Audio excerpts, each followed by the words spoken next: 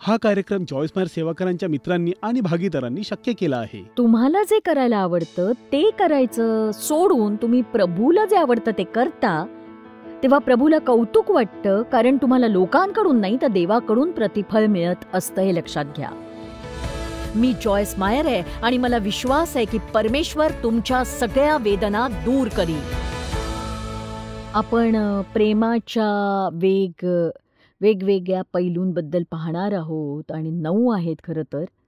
मला वाटलं की वेळ पुरेल की नाही म्हणून मी 2च घेऊन आले.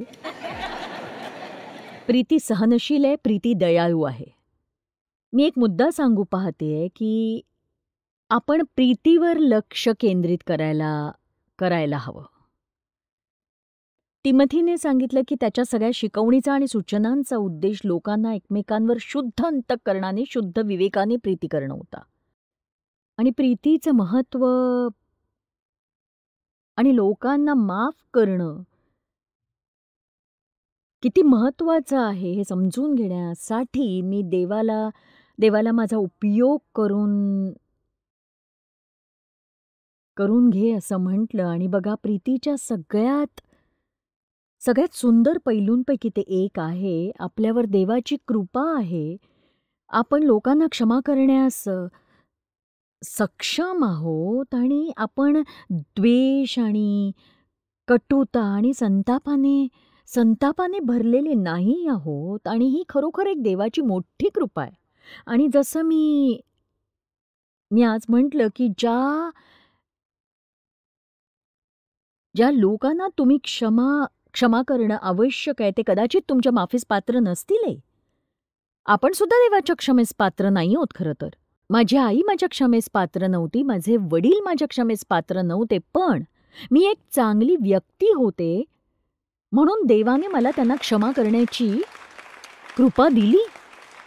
आणि देवाने मला ती कृपा दिली म्हणून मी माझ्या आईवडिलांना क्षमा करू शकले आणि ते म्हातारे होईपर्यंत मी त्यांची काळजी घेऊ शकले. आणि मी तसा प्रयत्न केला. बघा, एकदाही मला त्यांना पाहण्यासाठी नर्सिंग होममध्ये जाता आलं नाही.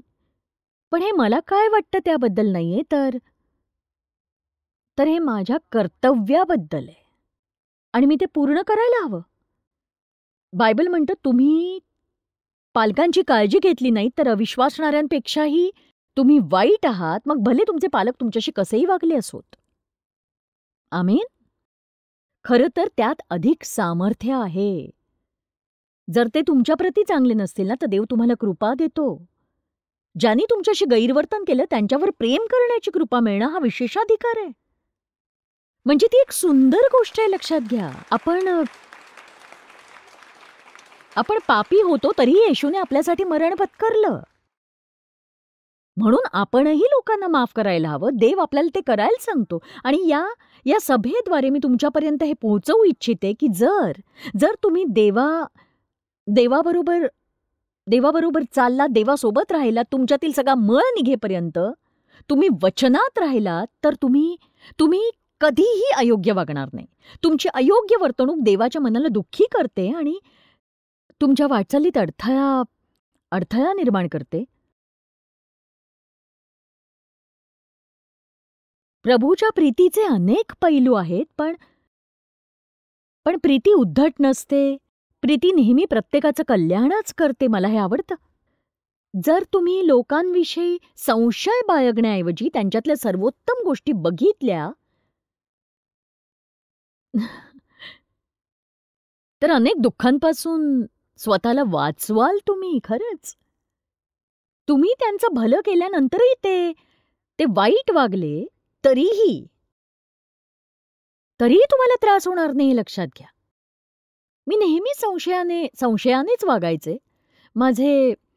माझे डॅड मला म्हणाले की मी लहान असताना अक्षरशः ते मला शिकवायचे की कुणावरही विश्वास ठेवू नकोस, लोक तुझा गैरफायदा घेतील, गोड बोलणाऱ्यांचा हेतू हा नेहमी वाईटच असतो. अशा विचारसरणीत मी लहानाची मोठी झाले. आणि जर मी प्रत्येकाच्या सर्वोत्कृष्ट गोष्टीवर विश्वास ठेवू शकते तर या सभागृहातला कोणीही ठेवू शकतो. बघा, जेव्हा तुम्हाला भासतं की लोक तुमच्याविषयी चुकीचे हेतू बाळगतायत, किंवा तुमचा गैरफायदा घेताय, तर तेव्हा खरं तर तुम्ही दयनीय आहात. म्हणून लोकांच्या चांगल्या त्या गोष्टी बघा आणि बघा, प्रीती ही कधीही असफल होत नाही. प्रीती लोकांकडून हरत नाही. एखाद्या व्यक्तीवर प्रीती करणं म्हणजे नेहमी त्यांच्या अवतीभोवती असण्याची गरज नाहीये. तुम्ही विपर्यास करू नका माझ्या म्हणण्याचा. बघा, मी स्वतःचं शोषण करून घ्या असं सांगत नाही. अतिप्रेम आणि अतिलाडाने तुम्ही काही जणांच्या समस्या वाढवत असता. उलट त्यावेळेला तुम्ही अतिप्रीती न कराल तर लोक वाचतील असं असतं. जर तुमचा 35 वर्षांचा प्रौढ मुलगा आहे आणि तो तुमच्यापासून दूर राहतोय आणि प्रत्येक वेळी तुम्ही त्याला पाठीशी घालताय, तर तुम्ही त्याच्यावर उपकार नाही करत आहात, लाडावून ठेवताय त्याला तुम्ही. आणि ही कदाचित जगातली सगळ्यात कठीण गोष्ट आहे, आपल्या मुलांना शिस्त लावणं. मला वाटत नाही याच्यापेक्षा काही कठीण आहे, कारण आपण मुलांवर प्रेम करतो. पण जर प्रत्येक वेळी तुम्ही मुलांच्या संकटातून त्यांनाच मार्ग काढू दिला नाहीत ना, तर मग आपण मुलांना पांगळं करतोय. मग ते स्वतःहून निर्णय घ्यायला कधीच शिकणार नाहीत. म्हणून कधी लोकांना जागं करण्यासाठी थोडंफार दुखवावं हे लागतंच. आणि मग बघा, म्हणून मला प्रीती काय आहे याबद्दल तुम्हाला गोंधळात नाही टाकायचे. प्रीतीचा अर्थ असा नाही लोकांना तुमच्याशी कसंही वागू द्या. प्रीती म्हणजे लोकांसाठी प्रार्थना करणं, त्यांच्या पाठी त्यांच्याबद्दल न बोलणं, खरोखर गरज असेल तर त्यांना मदत करणं. आणि तुम्हाला वाटतं की ही देवाची इच्छा आहे तर तुम्ही ते करा. बघा, देव मला माझ्या पालकांची काळजी घ्यायला सांगत होता आणि फक्त पालकांचीच नाही, माझी एक विधवा काकू होती, तिची मी काळजी घेईन असं वचन माझ्या काकांना दिलं होतं. आणि एक काळ असा होता की 3 म्हातारी माणसं हॉस्पिटलमध्ये ऍडमिट होती आणि आम्ही पैसे भरत होतो. आणि ते स्वस्त नव्हतं निश्चितच. पण बघा, देवाने माझ्या जीवनावर अभिषेक वाढवला, आमचं सेवाकार्य वाढलं. बघा, जेव्हा तुम्ही लोकांवर प्रेम करता, तुमच्या आयुष्यात अद्भुत गोष्टी घडतात. मला जायचं नव्हतं, पण बघा, लक्षात ठेवा, मला जायचं नव्हतं तरीही मी गेले, कारण हेच योग्य आहे हे मला माहीत होतं. आपण तेच केलं पाहिजे जे योग्य असतं. पुन्हा सांगते, आपण तेच करावं जे योग्य आहे. मग आपल्याला ते करावंसं वाटो की नाही, कारण देवावर तुम्ही प्रीती करत असता म्हणून. आमेन. आणि बघा, मला त्यावेळी आतून जाणवलं आणि माझा असा विश्वास आहे की तुमच्यातल्या काही जणांसाठी ही सभा खूप आशीर्वादित ठरेल, कारण त्यामुळे तुम्ही योग्य निर्णय घेऊ शकाल. आणि प्रामाणिकपणे ते तुमचं जीवन आमूलाग्र बदलून टाकेल. तुम्ही खूप त्रास सहन करत असाल, काही समस्यांना तुम्ही वारंवार तोंड देत असाल. तुम्ही देवालाही सांगितलं असेल, मला या आठवड्याच्या शेवटी उत्तर हवंय देवा. आणि मला वाटतं देवाने दाखवून दिलं असेल तुम्हाला की समस्या काय आहे, तुम्ही काय करायची गरज आहे. पण नजर चुकीने तुमच्याकडून ते राहून जाता कामा नये. आता बघा, प्रीती अभिमान बाळगत नाही, ती गर्विष्ठ नाही, ती फुगत नाही, स्वतःला सर्वश्रेष्ठ मानत नाही, इतर लोकांना प्रीती कधी कमी लेखत नाही. आणि बघा, नम्रता हा सद्गुण मिळवणं आणि तो धरून ठेवणं ही सगळ्यात कठीण गोष्ट आहे. कारण तुम्हाला वाटतं तुम्ही नम्र आहात, पण खरं तर ते तसं नसतं. तो एक प्रकारचा अभिमान आणि गर्व असतो.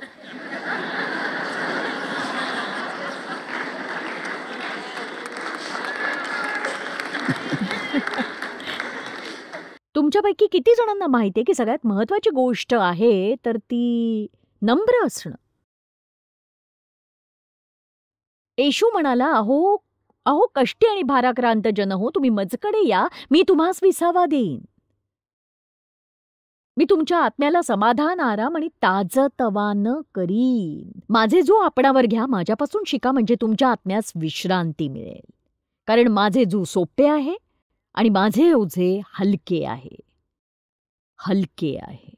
सौम्य व्यक्ती म्हणजे काय सांगू? सौम्यता ही नम्रतेची जवळची नातेवाईक आहे, पण सौम्य व्यक्ती, लोकांना वाटतं त्या कमकुवत असतात, लोक त्यांच्यावर वरचढ होऊ पाहतात. पण नम्रता म्हणजे कमकुवतपणा नाही, त्याचा अर्थ नियंत्रणामध्ये सामर्थ्य.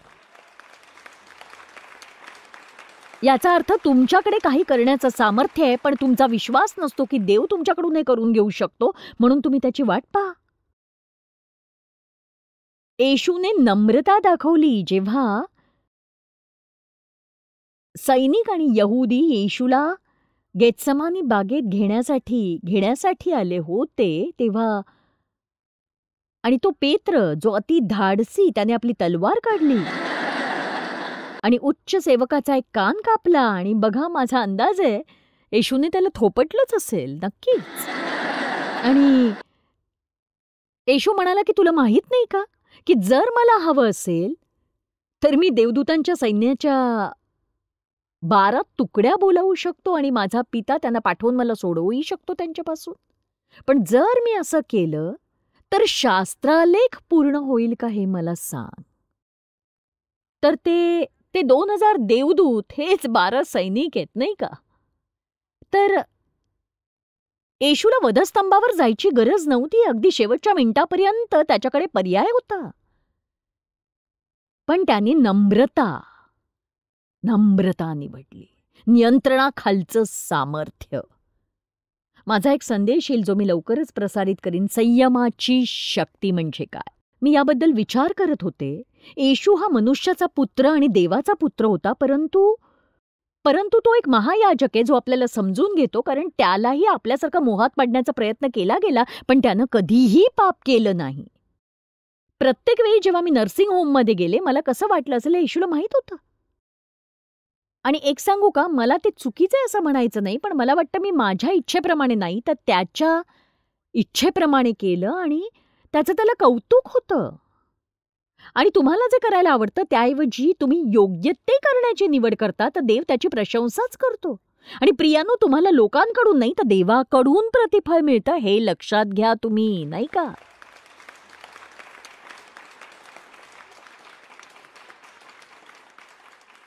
बायबल म्हणतं, येशू म्हणाला मी लवकरच येतोय आणि माझं प्रतिफळ माझ्या बरोबर आणतोय. आणि म्हणून या गोष्टी करणं नेहमीच सोपं नसतं. परंतु नम्रता ही एक सुंदर गोष्ट आहे. आणि तो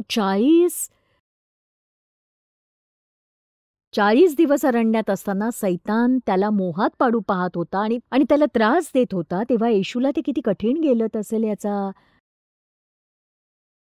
विचार करू शकते मी. आणि बघा, त्याला सहज शक्य होतं त्या सैतानाला उडवून टाकणं, तरीही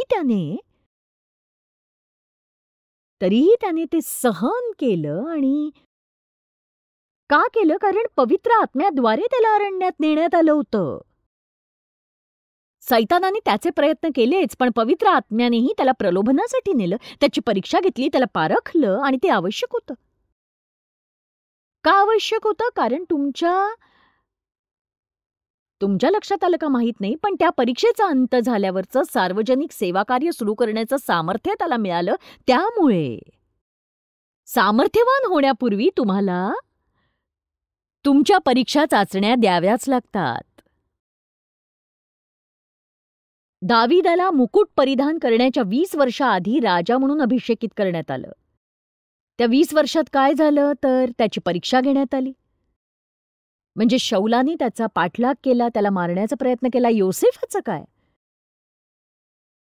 तो लहान मुलगा असताना अभिषिक्त झाला होता, तरी त्याने जे केलं नाही त्याबद्दल त्याने 13 वर्ष तुरुंगात घालवली. त्याच्या आयुष्यात सत्ता येण्याआधी त्याला काही परीक्षातून उत्तीर्ण व्हावं लागलं.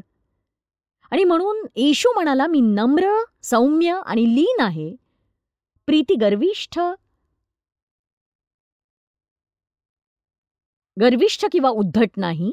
एक गर्विष्ठ व्यक्ती नेहमी विचार करते की मीच चांगली आहे आणि गर्विष्ठांना वाटतं तेच बरोबर आहेत. ते लोकांकडे तुच्छतेने पाहतात. त्यांच्या इतके बुद्धिमान आणि सुशिक्षित कोणी नसतात असं त्यांना वाटतं आणि त्यांना तुम्ही मूर्ख वाटू शकता आणि हे असं काहीतरी असतं की हे खरंच असं आपण कधीही करता कामा नये. आपण कधीही कुणाला मूर्ख वाटता कामा नये आणि आपण नेहमीच लोकांना चांगलं वागवलं पाहिजे आणि मला आशा आहे की प्रत्येक वेळी कोणीतरी माझ्या आजूबाजूला असेल तर मी त्यांना थोडासा आनंद देऊ शकेन. मी एकदा कुठेतरी वाचलं की एखाद्याच्या मनात तुम्ही त्यांच्याशी काय बोललात हे राहत नाही, पण तुम्ही त्यांना कसं वागवलं हे नक्की राहतं.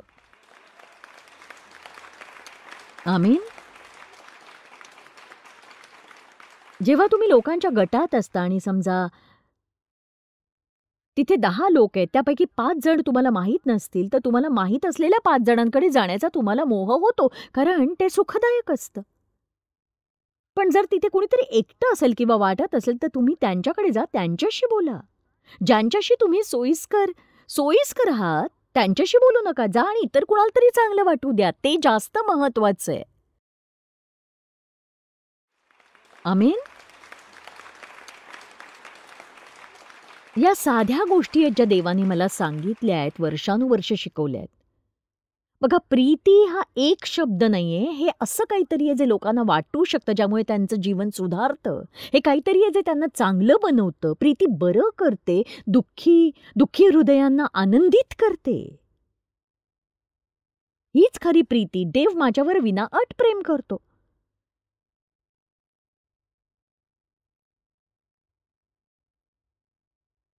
आणि तुमच्यापैकी बहुतेकांना ही कथा माहिती आहे की देव म्हणजे माझ्यावर 18 पैकी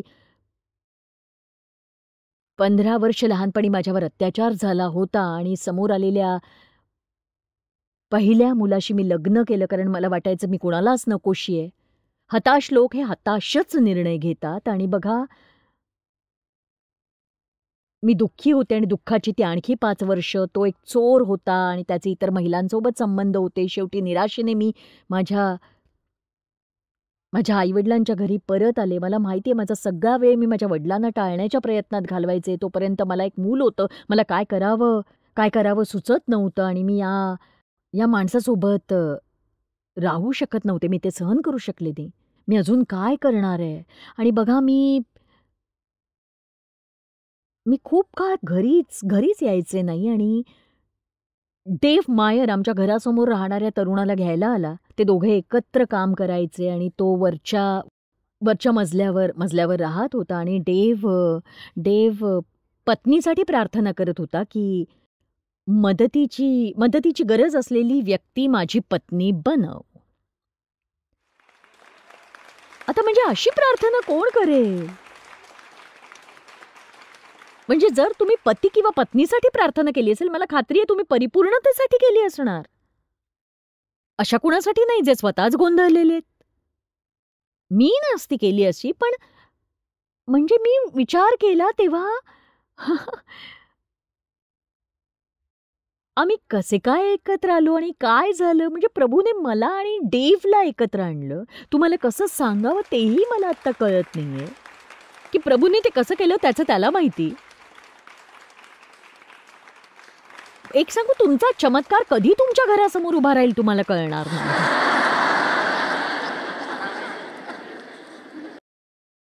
हो. तर मी त्याला गोंडस वाटले. मी शॉर्ट्स घातल्या होत्या, आईची कार धुत होते आणि तो असं म्हणाला, हे तुझी कार धुवून झाल्यावर तू माझी कार धुशील का? आणि मी म्हटलं, मित्रा, तुला तुझी कार धुवायची असेल ना, स्वतःची स्वतः धु.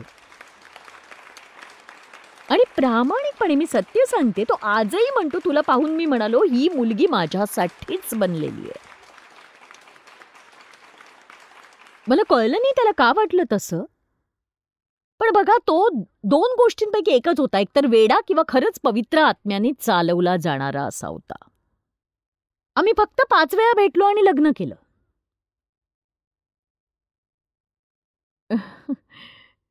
देव तारण पावलेला, आत्म्याने भरलेला, आयुष्यभर चर्चमध्ये जाणारा. आणि मी मूर्ख होते, बावळट होते. मी 9 वर्षांची होते तेव्हा माझं तारण झालं, पण ते चांगलंच होतं, कारण माझ्या वडिलांबाबतीच्या गोंधळात मी आले नसते बाहेर. नाही तर त्यानंतर मला मला काही शिक्षण मिळालं नाही. मी आता वळून बघते तेव्हा जाणीव होते की देवाने खरोखर माझी काळजी घेतली. खूप काळजी घेतली.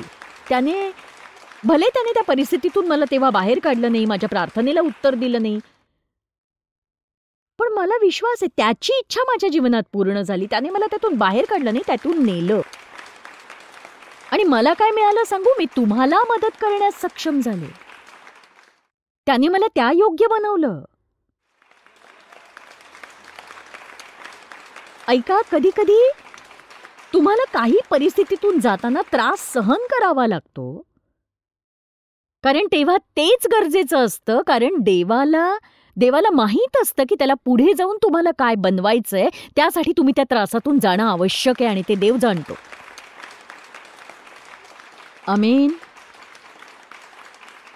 तर आम्ही पहिल्यांदा भेटलो आणि देव मला म्हणाला, तुला काही प्यायला आवडेल का? आणि मी म्हटलं, हो, मी बियर घेईन ना.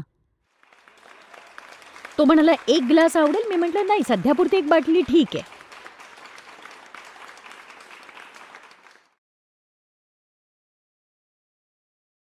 आमच्या लग्नानंतर 3 आठवड्यांनी त्याने माझ्याकडे पाहिलं, म्हणाला, काय झालंय तुला?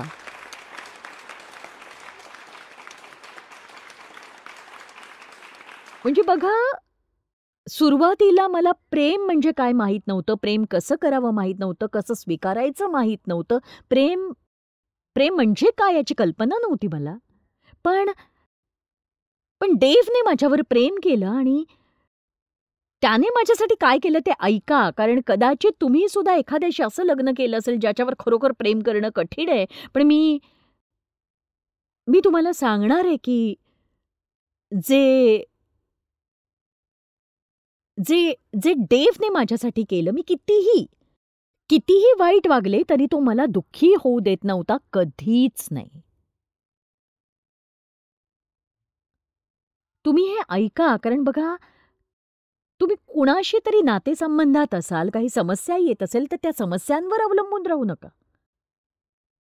म्हणजे तुम्हाला माहिती आहे की जर ते आनंदी नसतील तर याचा अर्थ असा नाही तुम्ही दुःखी असावं. तुम्ही कसे वागणार आहात हे जाणून घेण्यापूर्वी ते कसं वागतात ह्याची वाट बघू नका रोज उठून. चला आता.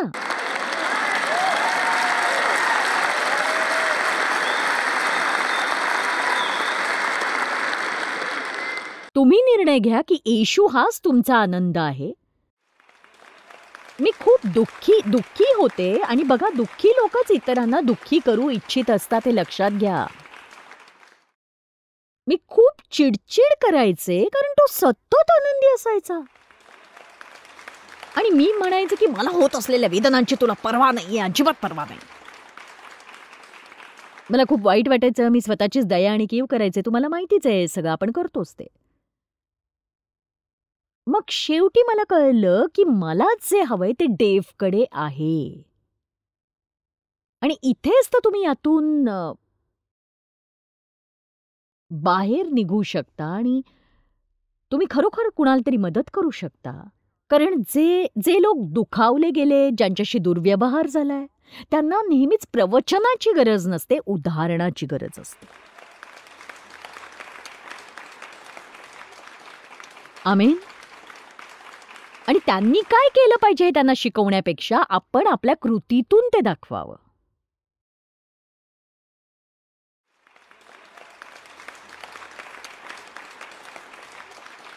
देवने माझ्यावर विनाअट प्रेम केलं आणि मला माहिती आहे की देवाने त्याला दिलेली एक भेट आहे.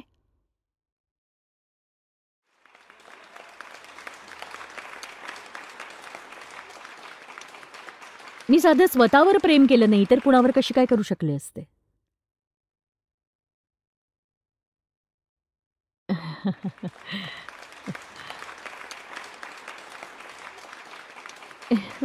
यातून बाहेर पडून पुन्हा प्रीतीकडे कसं वळायचं त्याचा विचार करते मी.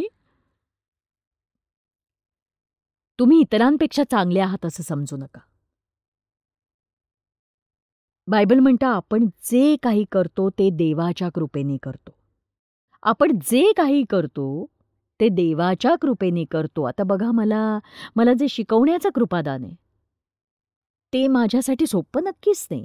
मी कठोर परिश्रम करते, मी अभ्यास करते, रिसर्च करते, पण इतर कशाहीपेक्षा मी देवाच्या अधीन राहते. देवाला समर्पित होते मी. आणि बघा, पुढच्या 25 मिनिटात इथून बाहेर पडण्यापूर्वी मी प्रत्येकानेच देवाला समर्पित व्हावं असा प्रयत्न करतेय. मला मला असं वाटतं तुम्ही देवाला समर्पित व्हा.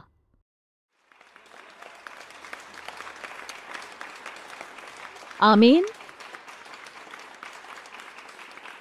बघा, जर तुम्ही अविवाहित स्त्री किंवा अविवाहित पुरुष असाल ज्यांना लग्न करायचंय, तर एखाद्या योग्य व्यक्तीसाठी आध्यात्मिक अशी प्रार्थना करण्याऐवजी तुम्ही अशी प्रार्थना करा, प्रभू, तू माझा उपयोग तुझ्या इच्छेप्रमाणे करून घे.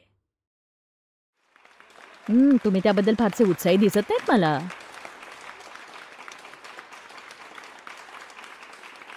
हरकत नाही, पुढची 20-30 वर्ष तुम्हाला शिकवू शकेन एवढी शिकवण आहे माझ्याकडे. तुम्ही ते करू शकता.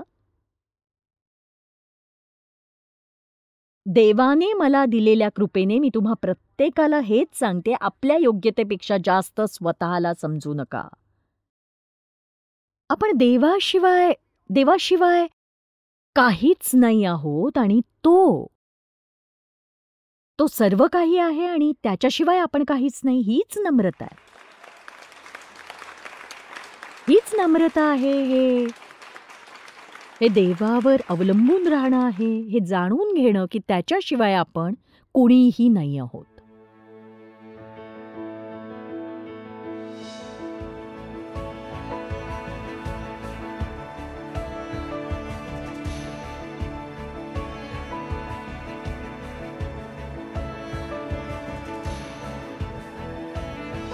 हा कार्यक्रम जॉयस मेयर सेवाकरांच्या मित्रांनी आणि भागीदारांनी शक्य केला आहे.